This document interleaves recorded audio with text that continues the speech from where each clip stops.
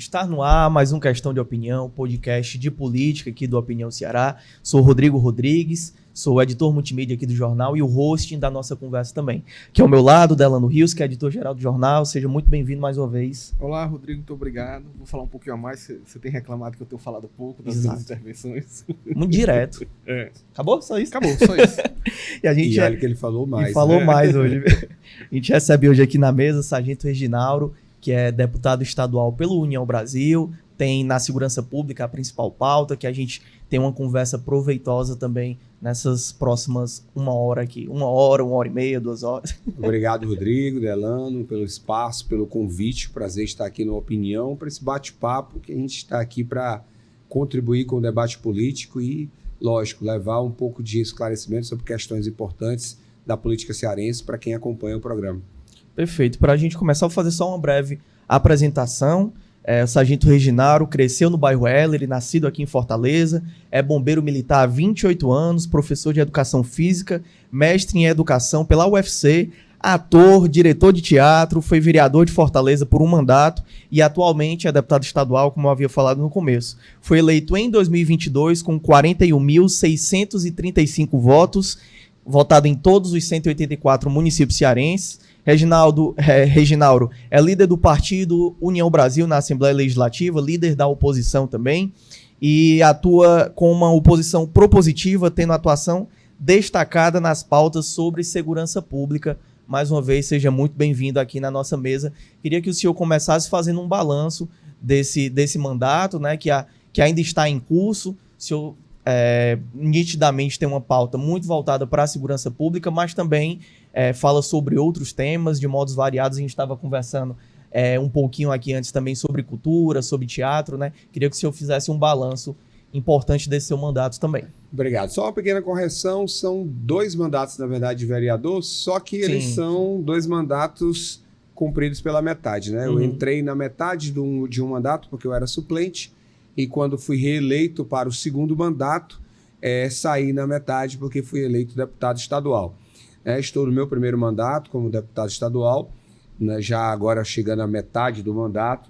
Muito trabalho realizado, graças a Deus. Foram 2 anos muito intensos, como você falou inicialmente, de uma oposição que a gente se propôs ser a mais propositiva, crítica e equilibrada possível, né? Eu tenho posicionamentos claros, eu tenho ideologias muito bem definidas, mas sei muito bem separar as ideologias, as questões partidárias, do que é interesse do povo cearense. Então, votamos muitas matérias do governo, quando elas atendem ao interesse do povo, né? Votamos a favor da questão do fim das filas de cirurgias, votamos a favor do vai e vem, né? Votamos a favor do projeto das cozinhas solidárias, porque atende ao interesse do povo, não tem por que votar contra.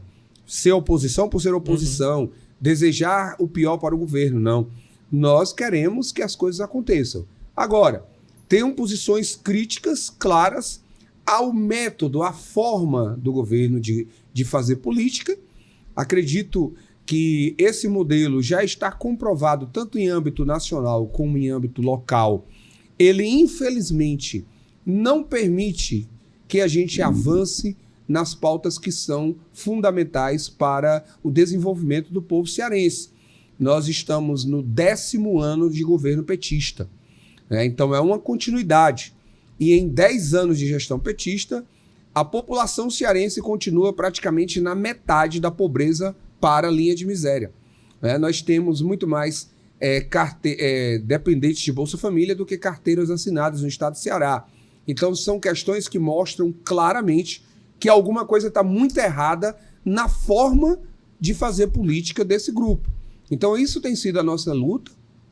Foram 2 anos muito positivos para mim, enquanto oposição, né? Ganhamos destaque, relevância, fomos apontados como um dos deputados mais influentes do estado, né? Em meio a deputados governistas, em meio a deputados com 3, 4 mandatos, né? E a gente tem tentado ao máximo dar voz a população, não apenas na pauta da segurança pública, mas fiscalizei muito de perto a questão da saúde pública na capital, no interior do estado, o problema do tratamento de câncer, que é uma pauta que eu tenho um carinho muito grande, uma relação direta por ter vivido o problema do câncer há pouco tempo, há 3 anos atrás, estava na luta contra o câncer, então me dispus a ter isso como uma bandeira pessoal, né? Tenho trabalhado na fiscalização efetiva do gasto público. Isso é uma das pautas que fiz como vereador e faço hoje porque é uma das principais missões do parlamentar.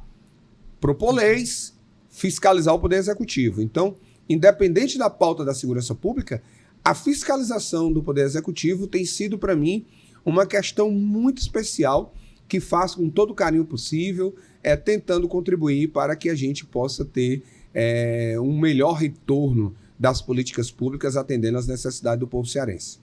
Só mais uma breve pergunta, rapidinho, para a gente passar para o Delano. Uma das críticas que eu acho absolutamente legítimas, que a oposição faz já há algum tempo, é desses pedidos de urgência exacerbados, pedido de vistas, né, que é uma estratégia utilizada também para a oposição para conseguir ter fôlego, né, para pesquisar, para melhorar os projetos que chegam à casa. Queria que o senhor comentasse um pouquinho assim, qual o prejuízo que a população, no final das contas, tem com essas estratégias que são usadas pelo governo para acelerar algumas matérias e às vezes ser muito diálogo, né, ser muito debate. Vamos lá, Rodrigo. Para o povo entender o que o Rodrigo está falando sobre pedido de urgência. O trâmite natural de um processo legislativo a mensagem vem do Poder Executivo para o Poder Legislativo. A Assembleia Legislativa recebe uma mensagem, um projeto de lei do governador e nós temos um prazo, nós temos um trâmite interno. Essa matéria ela é lida primeiro em plenário, ela passa por comissões que são comissões temáticas, Constituição e Justiça, Comissão de Saúde, de Defesa Social, que inclui Segurança Pública, enfim, Educação. Ela vai tramitar por essas comissões para que os deputados todos possam se debruçar sobre aquele texto. Eu quero melhorar esse texto. Eu quero propor o que a gente chama de emenda. Eu vou pegar o texto, vou criar um outro capítulo, um outro artigo para melhorar a redação daquele texto. Eu vou tentar suprimir algo que eu achei que não está bom. Eu concordo com a matéria, mas tem algo que eu gostaria de tirar. Então, esse trâmite ele pode durar 1 semana, 2, até mais. E nesse intervalo de tempo, por exemplo, isso permite ao deputado dentro da comissão que diga, olha, eu quero uma audiência pública para debater esse tema. Aí eu quero ouvir o representante do governo, se a pauta é da segurança pública, vou chamar o secretário de segurança. Se é da educação, vou chamar a secretária de educação. Vou chamar a sociedade civil, vou chamar o sindicato dos professores, as associações de militares, o sindicato da Polícia Civil, para nessa audiência ouvir se aquele texto atende aos anseios da população, da sociedade, e aí depois isso retorna para as comissões e vai para o plenário. Quando há o pedido de urgência, meu amigo, às vezes a matéria está sendo votada no mesmo dia. Ela chega, ela passa do plenário para as comissões, volta das comissões para o plenário e é aprovada em tempo relâmpago. Então isso não permite nem que a própria sociedade fique sabendo o que o governo está fazendo. E na pandemia isso assim, ganhou uma... Na pandemia, o que eu lamento é que a Assembleia Legislativa ela parece que não superou a pandemia. A pandemia, de fato, você tem razão, a gente estava trabalhando completamente em formato remoto. Tanto a Assembleia como a Câmara. Eu era vereador na época. As nossas sessões começavam 9h30 da manhã, terminavam à noite. Se votava tudo no mesmo dia. Mas era uma situação emergencial, extrema e tal. A Assembleia Legislativa está até hoje com formato híbrido. O deputado podendo votar matérias estando na Assembleia, estando fora da cidade, estando fora do estado, até fora do país. Eu, particularmente, não concordo. Já disse de público que eu entendo que a Assembleia precisa acabar com o sistema híbrido, voltar para o formato 100% presencial. Não acho justo. A classe política hoje está num descrédito absurdo com a população. Há uma crítica muito pesada, e eu acho ela justa, sobre mordomias, regalias e etc. Quando o trabalhador se compara com a classe política, ele se vê um ninguém diante de uma classe que tem tantos privilégios.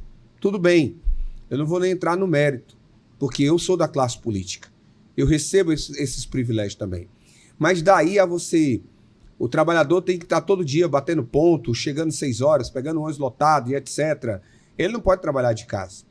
O deputado tem 3 sessões na semana, os outros dias para trabalhar com suas bases externas. Que aí também vamos fazer um parênteses, a população, às vezes, as pessoas às vezes dizem assim, só trabalha 3 vezes no dia. Não é verdade. Na verdade, deputado que trabalha, que tem compromisso com o seu mandato, trabalha de domingo a domingo. Porque ele não para, tá? Então, assim, são 3 dias na Assembleia. Os outros dias são para você atender as pessoas, são para você visitar o interior, visitar suas bases eleitorais, fazer reuniões, enfim. Mas não concordo com o formato híbrido.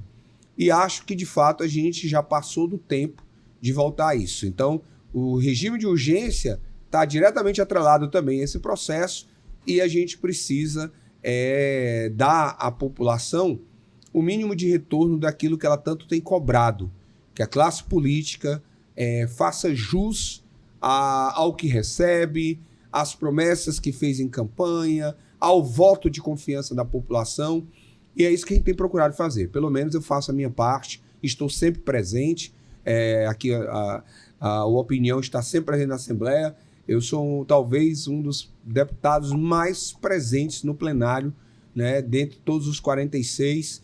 Não sei se alguém esteve mais presente do que eu, mas eu sei que dificilmente eu falto, e quando falto ou motivo de saúde ou porque estou em Brasília trabalhando pelo estado do Ceará. Né? Para fazer outra coisa, eu prefiro marcar sempre minhas agendas nos dias que não são dia de plenário. O deputado, uma coisa que você tocou num ponto que eu acho importante, e aí que tem a ver com o papel de parlamentar, né, que é a questão da representatividade, né? Você representa diretamente quem ele elegeu e também representa uma série de causas, uma série de bandeiras, como você falou, e também o povo cearense, porque claro, você trabalha inclusive para quem não votou em você. Eu queria lhe perguntar, nesse caso a gente tocou um pouco também nessa questão da segurança pública. A segurança pública, antigamente, ela tinha antigamente, faz tantos anos assim, mas ela tinha um perfil de parlamentar, o pessoal chamava muito, era muito comum aquela show da bancada da bala e tudo, que era muito aquela coisa dos apressadores de TV, aquele povo muito histriônico e tudo. E aí me parece que começou a ter uma mudança de a gente ter figuras que vêm da base, né? Você é bombeiro, né? A gente tem... E assim, como é que você viu essa mudança? E queria que você fizesse um paralelo, assim, de antes dessa... Como é que era essa representação com quem falava com vocês e com quem fala hoje, né? E eu acho, inclusive, assim, me parece que os próprios bombeiros, eles saem um pouco prejudicados saíam prejudicados nessas pautas porque as pessoas queriam falar de bala, polícia, né? Como o bombeiro não usa bala. É uma pergunta bem pertinente, interessante, porque perceba, você definiu muito bem, nós tivemos um momento em que pessoas se aproveitaram da segurança pública para fazer política e foram eleitos. Não obrigatoriamente eram representantes legítimos da categoria. Um apresentador de TV, um policial se destacou, saiu numa matéria de TV, utilizou aquilo como capital político e acabou conseguindo, né? Nós tivemos delegados que conseguiram fazer isso. Saiu muito em matérias de programas policiais, acabou ganhando notoriedade pública e chegou à Assembleia Legislativa. O mais conhecido da história recente é o delegado Cavalcante, né?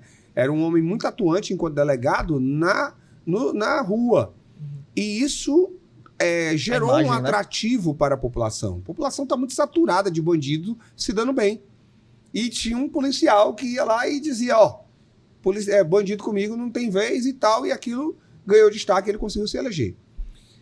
A partir da eleição do capitão Wagner como vereador em 2012, deputado em 2014. Nós temos um processo diferente, porque o capitão Wagner vem da base. Ele provocou um movimento de organização política na categoria e a categoria o legitimou como representante lhe dando um mandato. A partir do capitão Wagner, nós temos Cabo Sabino, foi eleito deputado federal, Soldado Noélio foi eleito vereador e deputado, e agora eu fui eleito vereador e deputado. Então, é de fato um momento totalmente diferente, né? São militares ou policiais civis, como aconteceu com Tony Brito, Julierme Sena, que são representantes do sindicato, da Polícia Civil e vieram para a vida política. Nós saímos da representatividade classista para a vida política. Então, de fato, é um perfil totalmente diferente. Por isso, a nossa relação muito mais direta com a pauta da categoria, né? Os interesses da categoria, a valorização da categoria. Essas pautas ficaram muito mais evidentes a partir de então, né? Nessas 2 últimas décadas, pelo menos, porque a própria tropa, vamos dizer assim, no geral, no país, ela entendeu que ela precisava de representantes que conhecessem as suas necessidades. Valorização salarial, jornada de trabalho, mudança de legislação, né? Facilitação ao ingresso, enfim, aposentadoria. Então, foram muitas pautas que ganharam visibilidade. Se você prestar bem atenção, antes de 2012, 10, a partir de 2010, 2011 estoura aquela primeira greve, né, aqui no estado do Ceará. A pauta da segurança pública, no sentido da valorização das carreiras, nunca foi tão discutida em projeto de campanha política como a partir da chegada do capitão Wagner na política. É uma mudança completa de cenário, né? Antes estava se falando de segurança pública apenas para o interesse da população. A partir do CID, muito meia boca. Né? A partir do CID, com essa chegada do capitão Wagner na política, Camilo fez promessas de campanha, fazendo sinais, acenos para a polícia. Né? Posteriormente é humano. Candidatos à prefeitura fizeram isso, como fizeram agora, né, na última eleição. Todos fizeram, então, né, inclusive. Exatamente, todos fizeram.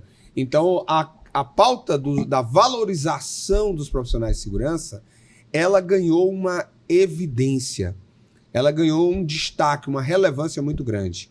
Até porque, é óbvio, o problema da segurança pública se tornou cada vez mais grave. Não tem como pensar em avançar nisso com um profissional que está desmotivado, que não tem qualificação, que não tem bons treinamentos, que não tem bom armamento. Olha, percebam, gente. Olha o quanto isso mudou. Até meados de 2016, por aí, nós discutíamos aqui no estado de Ceará o policial ter direito a ter uma arma que ele pudesse levar do trabalho para casa. Nós discutíamos o policial ter condição de ter um colete para ele, né? Essas discussões, elas estão superadas. Né? Então, foi muita cobrança. Hoje, todo policial militar tem a sua arma, né, do Estado para a segurança da sociedade e a sua própria. Né? O colete virou, de fato, um equipamento de proteção individual. Ele não é mais uma coisa que eu divido contigo. Eu vou passar o serviço, entrego a você. Isso era um absurdo, mas existia aqui. Existia policial trabalhando sem colete. Né? Nós não temos mais isso. A jornada de trabalho do policial militar no estado de Ceará, ela já chegou ao cúmulo do policial trabalhar 96 horas semanais. A CLT fala em 40 para o trabalhador. Nós tínhamos policiais trabalhando 96 horas semanais. Hoje, nós ainda temos policial no interior trabalhando 60 horas semanais, mas já deu um grande avanço. E na maioria dos casos, o policial trabalhando ali em torno de 42, 44 horas semanais.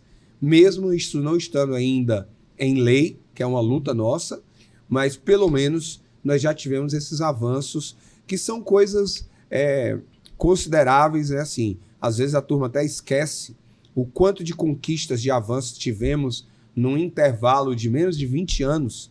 E olha que a polícia é secular, mas nós tivemos aí em 20 anos avanços graças a essa nova fase de representações políticas legítimas trabalhando também internamente. Qual a importância, deputado? Eu sei que o senhor está falando de conquistas para a classe que são fundamentais, porque são profissionais, né? São profissionais, claro. São pais de família, são mães de família. enfim, estão na rua ali prestando um serviço público também. Qual a importância de ter esse debate da classe também dentro de um parlamento que você tem, por exemplo, o deputado estadual Renato Roseno, que é da esquerda, né, mas que também incorpora esse debate da segurança pública de um modo mais amplo, em termos de política pública. Qual a importância de você ter a junção dessas duas, não sei se são áreas, né, mas eu vou colocar como categorias, né, dentro de um debate tão importante, assim, um dos principais problemas, se não o problema mais latente que a gente tem hoje? Olha, o deputado Renato Roseno, por exemplo, eu tenho que dar todo o crédito de que foi um dos primeiros deputados, antes da nossa chegada, a ter preocupação com os direitos humanos do agente da segurança pública. Havia uma crítica que ela está ainda cristalizada no meio da segurança pública. Comissão de Direitos Humanos só protege bandido. Isso é o que o senso comum policial entende, né? Comissão de Direitos Humanos só aparece quando a vítima é um bandido. Quando a vítima é um policial, não aparecia ninguém, né? E o deputado Renato Roseno foi tentando se aproximar das associações para mudar essa lógica. Visitou presídio convencional, visitou presídio militar, saber como esses homens estavam sendo atendidos. Trabalhou por projetos que melhoravam as nossas condições de trabalho. Eu tenho que dar o crédito ao deputado Renato Roseno. É um cara que sempre é receptivo ao debate em torno da segurança pública, as pensionistas, as viúvas. Ele tem ajudado muito nessas pautas.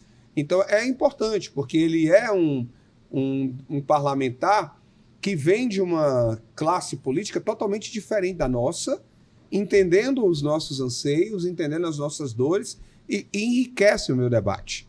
Ele facilita que a minha visão, que é uma visão de dentro, de quem vestiu farda, de quem calçou coturno, de quem tirou serviço 24 horas e não teve o devido direito a uma folga justa para o tempo de trabalho, que nunca teve direito, por exemplo, a receber hora extra, mesmo que o seu plantão ultrapassasse 2, 3 horas, 4 horas a mais, porque você pegou uma ocorrência na hora de terminar o seu serviço.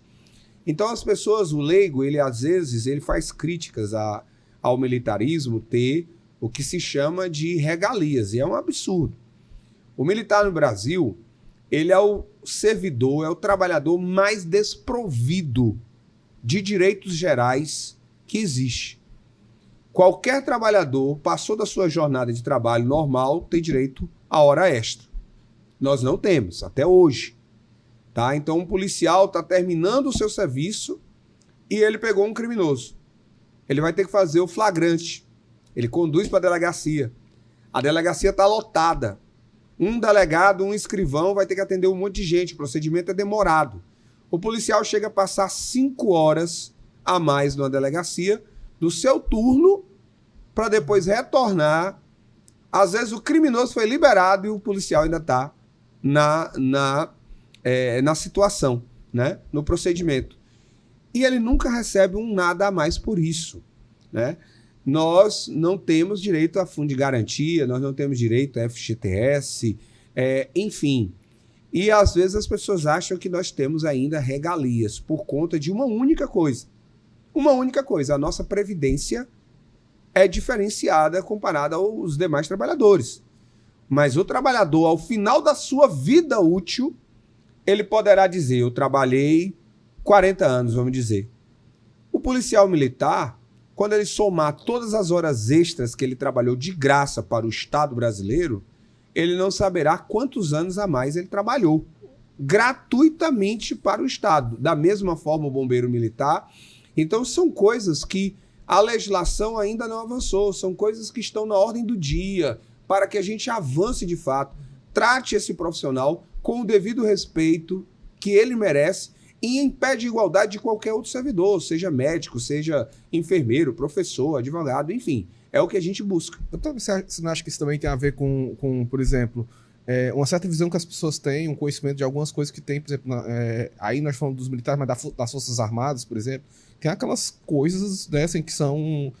como é que você justifica uma mulher de idade, como, assim, lá, 30, 50 anos, teve mulher que enviuvou, casou, enviuvou, e tinha a pensão do pai, assim, era muito conhecido esse caso. Acho que muita gente conhecia, fulano era filho de militar, não... Aí o problema é que botou todo mundo assim, os bombeiros são uma categoria que a gente sabe que... Você conversa com um bombeiro, você sabe que o negócio é pesado. É uma categoria que muitas vezes é desassistida, assim, tem uma função... e aí tem no caso dos bombeiros, que é essa casa, inclusive, do risco de vida, né? Você vai pra uma ocorrência, o cara entra, o negócio tá pegando fogo, se ele tem um equipamento bom ou não, vai definir se ele... Às vezes, como é que ele sai dali, né? Não apenas o bombeiro, né? Nós estamos com o maior número de policiais assassinados no estado de Ceará, o estado com o maior número de policiais mortos de todo o Norte e Nordeste, esse ano agora. Então, assim, qual é o outro profissional que sai de casa e a família começa a orar pensando, Deus, traz meu marido de volta, traz meu filho de volta. Não é o normal. Você não sai para trabalhar, sua família fica pensando se você vai voltar com vida ou se você vai voltar num caixão. Mas essa é a realidade do policial militar. O bombeiro militar, ele sofre isso em decorrência de uma eventual tragédia. Tá? O policial militar, não. A toda e qualquer ocorrência, ele está sujeito a esse tipo de coisa. Eu sou bombeiro, tá, há 28 anos, mas na verdade nossa turma já fez 29 anos. E assim, dizer que eu nunca corri risco, sim, várias vezes. Ocorrências no mar, ocorrências em altura, né? Acidentes de trabalho com machado, cortando árvore, enfim, desabamentos em que você pode ser também uma vítima, né? Tudo bem, mas o policial militar está numa ocorrência banal e leva um tiro. Né? Então, assim... Às vezes não está nem na ocorrência. Às vezes nem está na ocorrência. Né? A forma como esse policial, o último agora, Boa Viagem, foi assassinado, gente, chega a ser absurdo pensar que um cara dá um único tiro de uma moto em movimento e consegue acertar a cabeça do policial. Né? E aí a gente está discutindo agora a blindagem das viaturas por conta disso tudo, que era algo que era para ser o previsto. É o Estado que está colocando você naquela situação. O Estado está te mandando para uma linha de combate. Concordo com você que a gente carrega muito dos preconceitos que há ainda sobre as Forças Armadas. A nossa legislação ela deveria ter se apartado completamente e não se apartou completamente. A legislação do militar estadual ela ainda é oriunda dos estatutos militares, dos regimentos militares, inclusive para as punições. Qual é o servidor que tem um processo administrativo e fica preso? Preso. Entendeu? O aluno disse que o professor puxou o cabelo dele. Esse professor vai ser preso administrativamente? Jamais. O médico está sendo acusado de ter, de alguma forma, importunado uma paciente, uma mulher. Até que se prove que ela, de fato, ela foi importunada, esse cara vai responder em liberdade. O militar vai preso. Né? Então, assim, são situações ainda muito arcaicas. O militar é preso por causa do uniforme. Eu tenho colegas que foram presos por causa de uma continência, gente. De esquecer uma continência. Então, assim, são coisas absurdas que precisam ser superadas.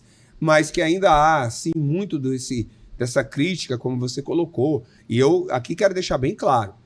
Num país como o nosso, com tantas dificuldades sociais, achar que um filho de um servidor merece receber uma aposentadoria vitalícia é algo realmente que precisa acabar. Na verdade, já acabou. Né? A reforma da Previdência conseguiu cortar tudo isso. Se ainda tem alguém recebendo, são os últimos remanescentes e isso vai acabar. E eu acho que tem sim que melhorar cada vez mais esse tipo de legislação para que a gente evite qualquer benefício absurdo, abusivo, né, que fira a moral, né, que fira o senso, né, comum do nosso povo. Né? Perfeito. Para a gente rodar um pouquinho o assunto também, queria falar, nós passamos recentemente por uma eleição de mesa diretora na Assembleia Legislativa, a nova mesa diretora foi eleita, né, para assumir a partir do próximo ano, com o Romeu Aldigueri assumindo a presidência da casa. O senhor deu uma declaração dizendo que a oposição não conseguiu o espaço que queria, mas ainda assim foi uma vitória em termos do que poderia ser, né? Queria que o senhor comentasse um pouquinho como foi esse processo, né? E principalmente o papel da oposição a partir do próximo ano. Vamos lá, eu vou contextualizar, porque esse assunto ele foi polêmico para as nossas próprias bases eleitorais, né?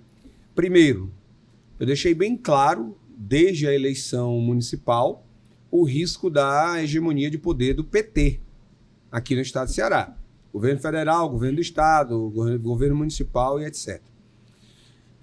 Passou a eleição, já estava se discutindo a eleição da mesa, havia a possibilidade de o indicado ser um deputado do PT. E eu disse de novo do risco da hegemonia, que aquilo era um absurdo, e trabalhamos contra essa indicação de um deputado do PT para presidir a casa, né?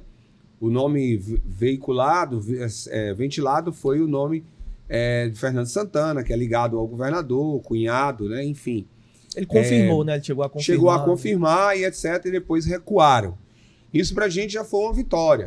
A opinião pública deu uma certa pressionada, nós fizemos esse debate e o PT recuou. Aí vem a indicação do Romeu Aldigueri, que é do PDT.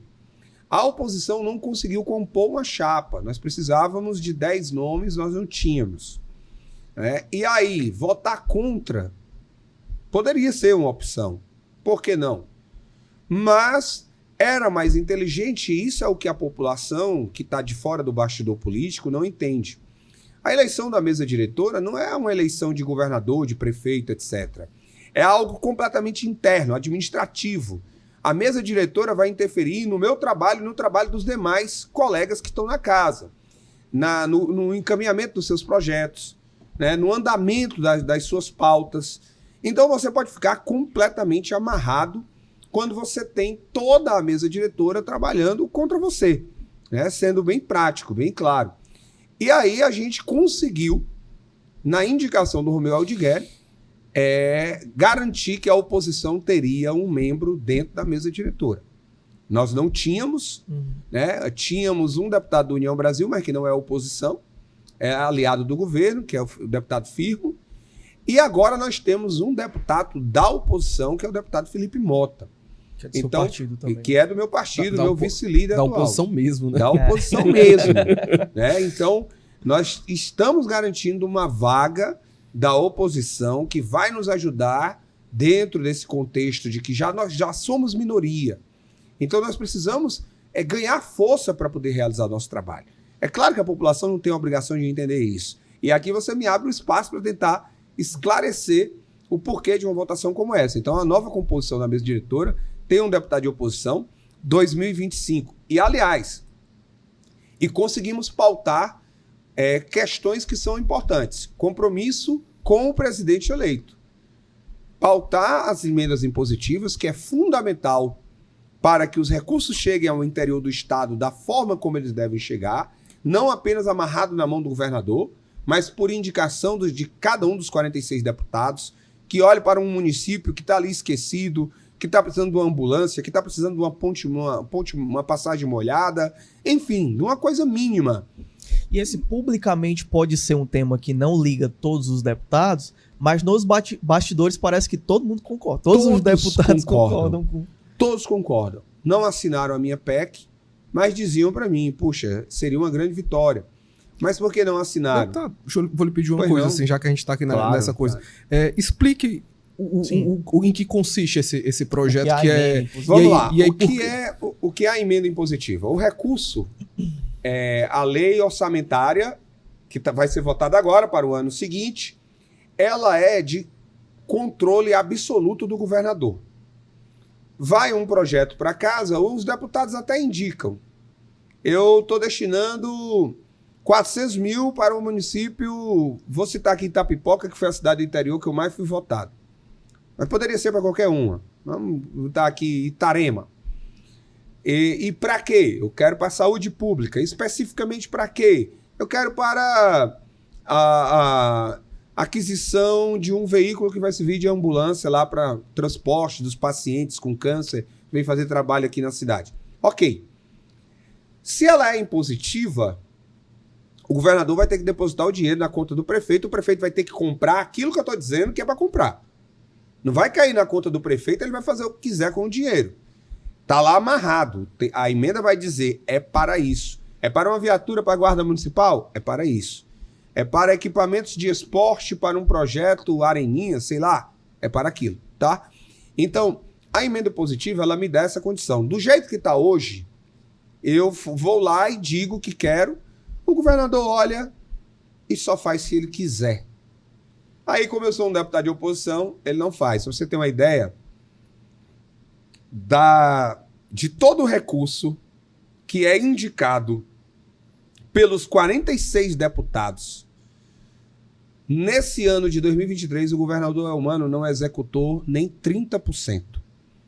Ou seja, nem deputados da base, já que eles têm quase 80% dos deputados na base governista, nem deputados da base conseguiram executar os recursos que eles destinaram, tá? Imagine um de oposição.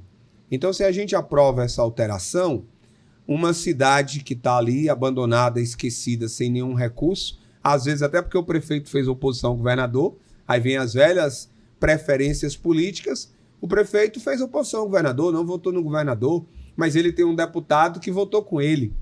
Ah, o deputado vai dizer, pois eu vou te ajudar.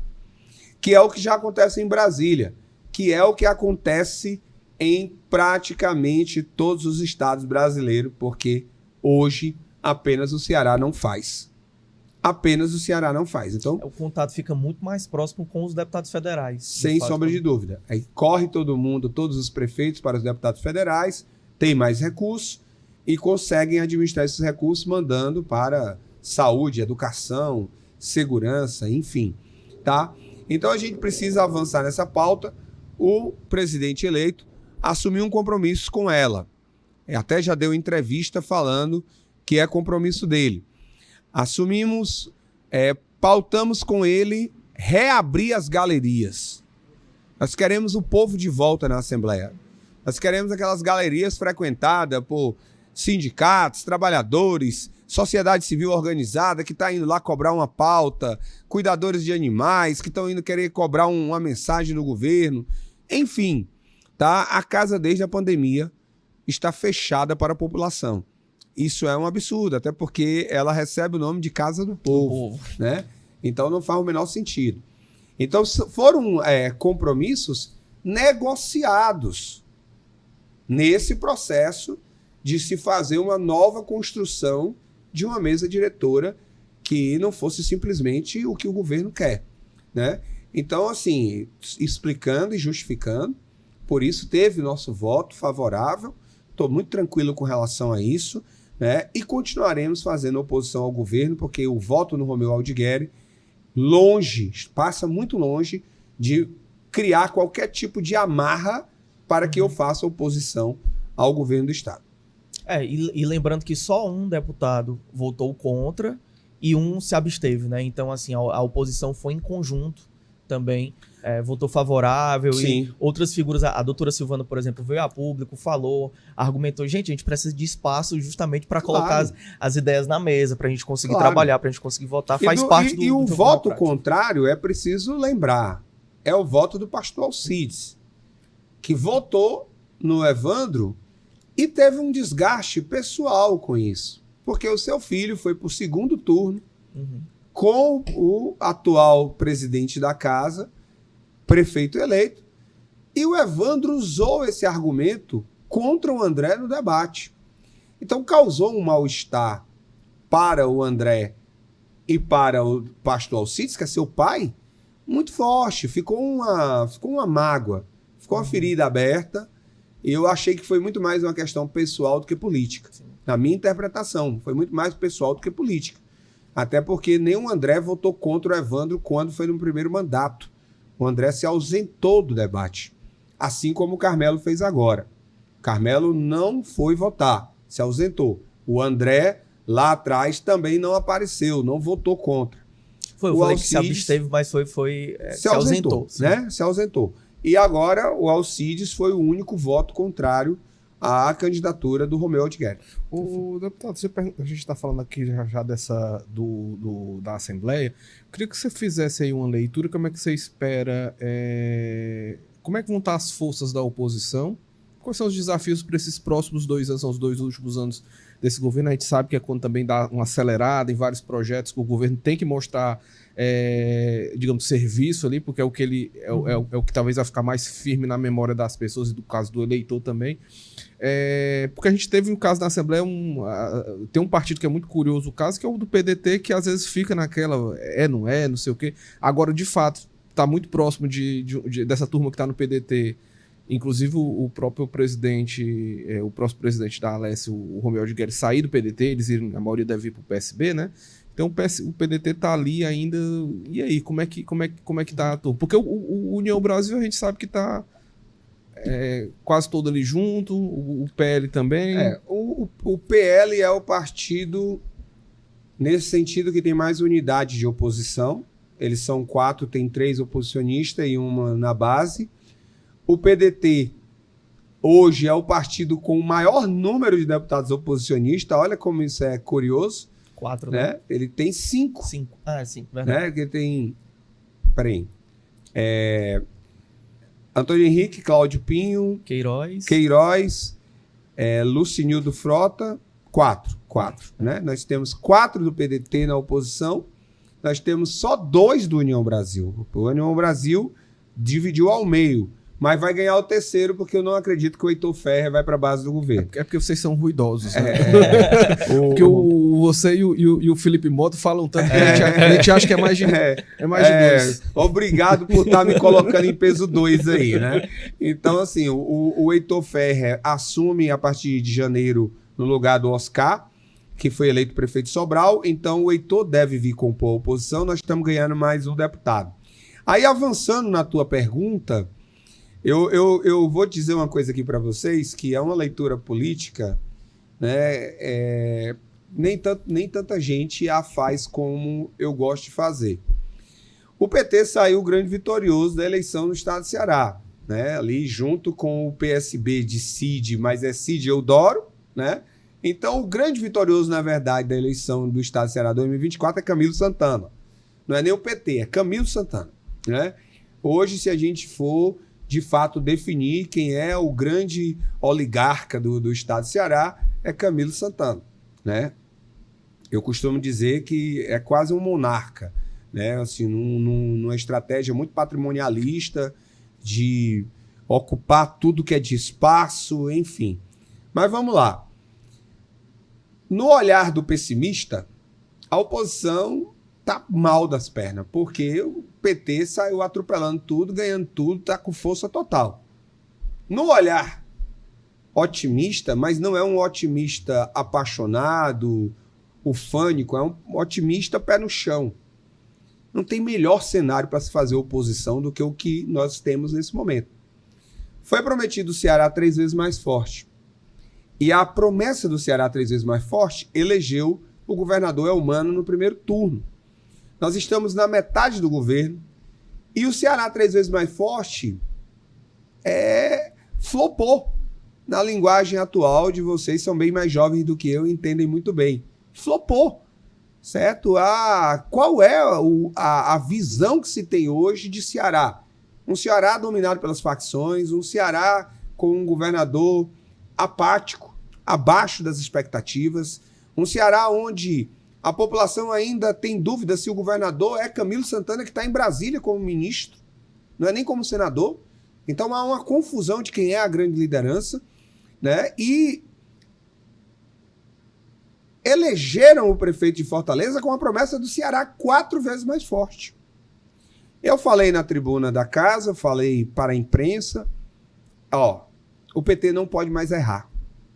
Isso para mim é ótimo. Porque a promessa do Ceará 4 vezes mais forte, agora é uma espada sobre a cabeça do PT. Ele vai recorrer a quê? Ele vai justificar em quem? Quando Camilo fez seu primeiro mandato, ele fez com Dilma / Temer, né? E aí ninguém falava do problema nacional. Quando o Camilo vai para o segundo mandato, Camilo pega Bolsonaro. Então, todo o problema que acontecia no Ceará, Camilo jogava a responsabilidade no governo federal. Governo federal que não investiu, governo federal que isso, que aquilo, porque era oposição. Aí nós temos Lula de volta, Elmano no poder. Nós tivemos um ministro no Ceará da Justiça, Segurança Pública, etc., Flávio Dino, dizendo: governador Elmano tem carta branca para resolver o problema da segurança pública. O que resolveu de lá para cá? Saiu um artigo político agora, um artigo jornalístico, há bem poucos dias. O maior desafio do Elmano é não ser pior do que o antecessor, que é a continuidade. Né? Olha só, nós estamos rumando para mais uma tragédia de segurança pública. Os números são péssimos. O Ceará está com um dos piores indicativos de criminalidade do Brasil, certo? Então, como é que eu vou ver um cenário ruim para a oposição? Sabe aquela coisa do o time que entra em campo com o favoritismo absoluto e o time que entra em campo sem nenhuma responsabilidade? Ó, se eu tirar um empate, para mim é uma vitória. Joga leve, né? Joga leve, sem nenhuma responsabilidade. O outro tá com a pressão. Quem tá com a pressão agora? Quem tá com a pressão agora é o PT. Quem tá com a pressão agora são eles. Eles precisam fazer desse estado o melhor lugar para se morar no Brasil. Eles precisam fazer dessa cidade a melhor capital desse país. Não tem por que ser diferente. Se eles disseram em campanha que esse alinhamento era necessário para que as coisas acontecessem. Então, a responsabilidade está do lado de lá. Qual é a minha função? Fiscalizar, cobrar e mostrar para a população. Não vai dar certo. Não é que eu estou torcendo contra. É que eu não acredito no modelo. O modelo é ruim. O PT está endividando o Ceará. Não consegue investir. Tem promessas populistas que não saem do lugar. Isso demanda dinheiro, esforço e não liberta a população para a população crescer. Então, o nosso cenário até 26, eu continuo acreditando que ele está muito favorável, porque a falta de respostas positivas do governo petista é o que fará a oposição ganhar notoriedade de novo e, quem sabe, a população perceba que está na hora de mudar o rumo da política pública desse estado. E como é que o senhor imagina a função do União Brasil nesse ponto? Que teve o capitão Wagner, ele foi candidato em 20, foi candidato em 22, foi candidato agora em 2024 também à Prefeitura de Fortaleza, governo e prefeitura. E diz que, assim, não se sabe ainda se ele vai para uma próxima eleição. O capitão Wagner não participando, qual é esse nome da direita que poderia ocupar esse espaço? Muito cedo para dizer, eu prefiro dizer assim: capitão Wagner continua sendo uma das grandes lideranças políticas do Estado. Independente do resultado, a eleição teve um resultado que ela tem uma leitura muito fácil, ela foi polarizada, o PT provocou isso, o PT apostou nisso, levou, nós alertamos que era o que o PT queria, ir para o segundo turno com o André Fernandes, que era uma espécie de Lula versus Bolsonaro, né? E nós sabíamos que nessa disputa, dentro do Ceará, Lula sairia em vantagem contra Bolsonaro, até porque foi o resultado da eleição passada. Lula saiu em muita vantagem aqui com relação ao Bolsonaro no Nordeste inteiro, né? Mas ainda assim o André conseguiu no segundo turno, com a adesão de capitão Wagner, Roberto Cláudio e toda a base do prefeito Sarto, ali uma boa base do prefeito Sarto, levar a eleição para um empate técnico, né? Então, assim, capitão Wagner é sim uma grande liderança política, continua sendo. Roberto Cláudio se consolida como um nome de oposição. Havia dúvidas, eu acho que elas acabaram, né? Porque sempre no senso comum ficava, será que essa ruptura é absoluta? Sempre tiveram juntos, né? Ciro está com o Roberto, que está com o Sarto, do outro lado está o Cid, que é o irmão, né? Enfim, está provado que não tem jeito, não tem cola. Roberto Cláudio apoia a candidatura do André e foi muito bem acolhido pela direita, pela oposição ao PT no estado do Ceará, né? Então nós temos um cenário favorável Agora, vai depender de articulação, de maturidade de todos esses 3 grupos. Entendam que eu estou falando de 3 forças distintas. André Fernandes, nós não podemos negar, saiu dessa eleição muito grande. Ele ganhou um status que ele precisa apenas entender e ocupá-lo, de liderança política. Uma coisa é ser candidato, outra coisa é ser liderança política. Ele ganhou esse status. Capitão Wagner já é uma liderança consolidada. Roberto Cláudio não se discute. 2 vezes prefeito de Fortaleza, uma avaliação absurda, um cara competentíssimo. Deixou sua marca na gestão, mesmo eu tenho críticas a algumas coisas da gestão do Roberto, sim, né? Mas eu estou falando análise técnica. Então nós temos 3 grandes nomes que, se souberem utilizar esse momento para fazer oposição a esse modelo de gestão que está aí do PT e que não está indo bem, nós podemos sim tornar essa eleição bastante acirrada e termos de novo uma disputa de segundo turno, cabeça a cabeça. Deputado, né? Você falou dessa... Aí, voltando para o caso, você fechou o ciclo do que eu estava aqui já querendo Ainda perguntar. Bem, né? O ciclo aberto não é bom, não. Se tiver como pegar uma água, eu aceito. O Rodrigo ficou me devendo o café, que disse que o café ia aparecer daqui a pouco vai rolar um cafezinho aqui. Aí, deputado, não, o que eu queria lhe perguntar é que, assim, você falou dessa questão do que o PT fez, né, de estratégia de reforçar a questão da polarização com o PL.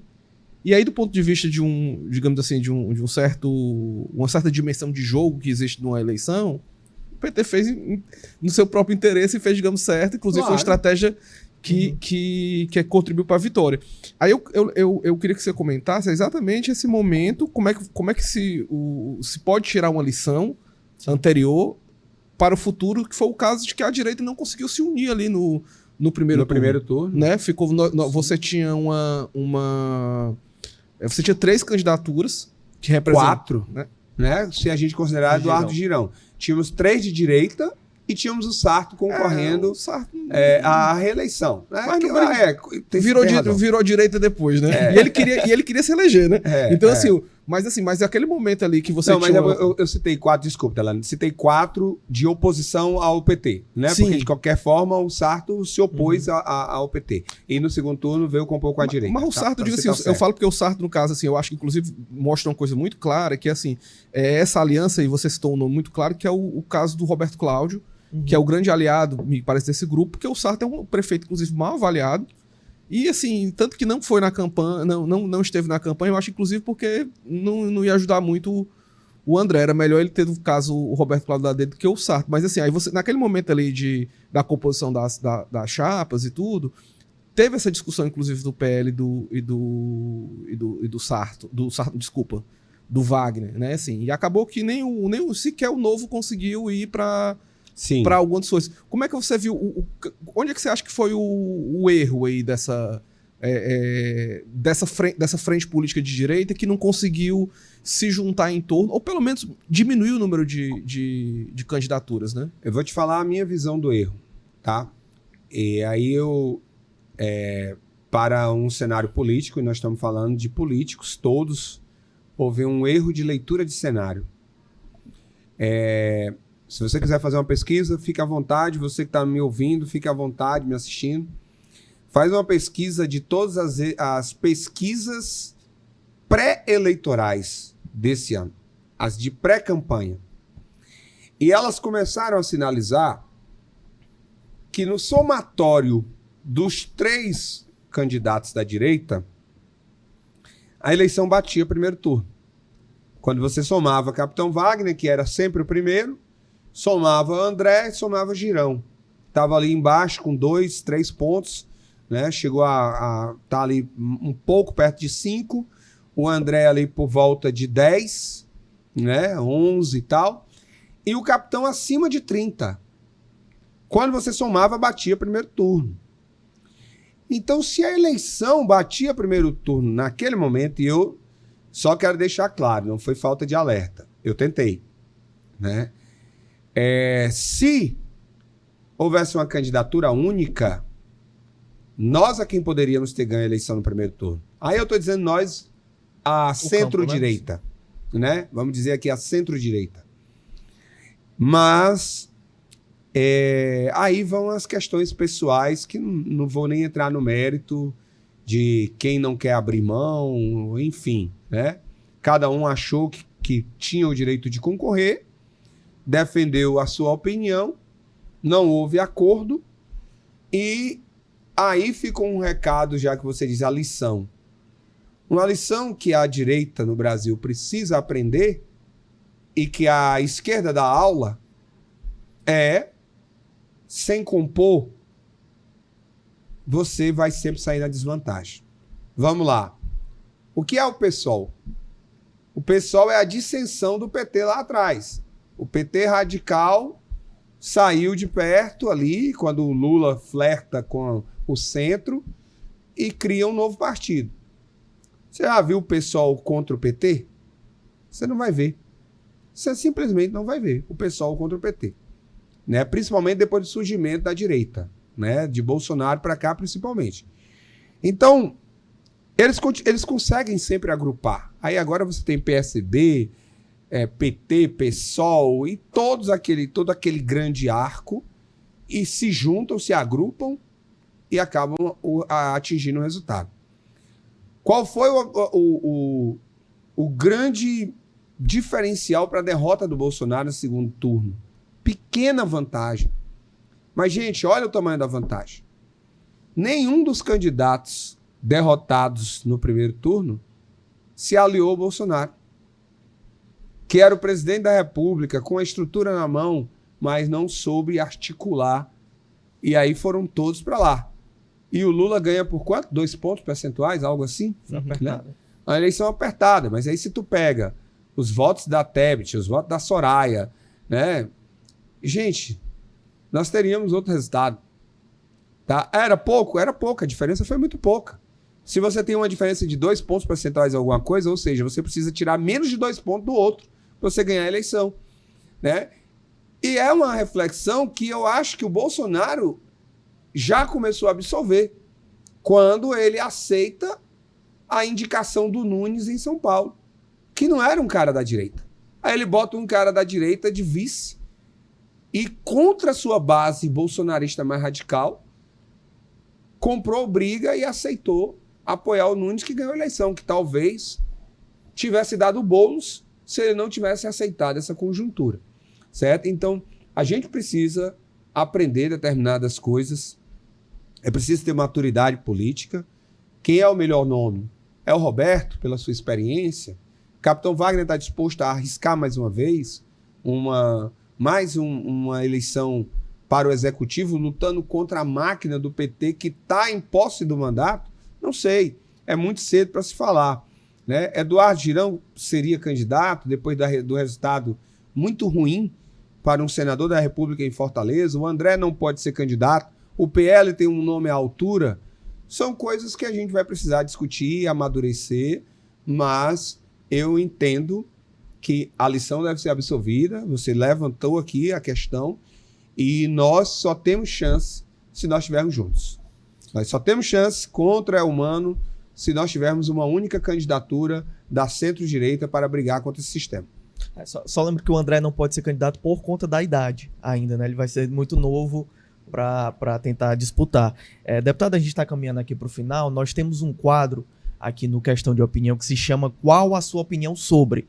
Então a nossa produção vai colocar aqui na tela algumas ou figuras políticas ou então temas que envolvem o universo político para o senhor comentar brevemente quem passa aí. Gestão de Evandro Leitão na Assembleia Legislativa. Como presidente da Assembleia, um excelente presidente. Como pessoa, não tenho o que falar contra, mas o Evandro hoje representa o PT. E eu não acredito no partido e na política que o PT faz. Então, para mim, hoje, o grande peso sobre o Evandro enquanto prefeito é que ele vai carregar toda essa estrutura pesada do PT e talvez isso vai descaracterizar a sua própria forma de pensar política. Perfeito. Vamos para a próxima. O Mel de Guerra, o próximo presidente. Tem uma boa relação, é o líder do governo,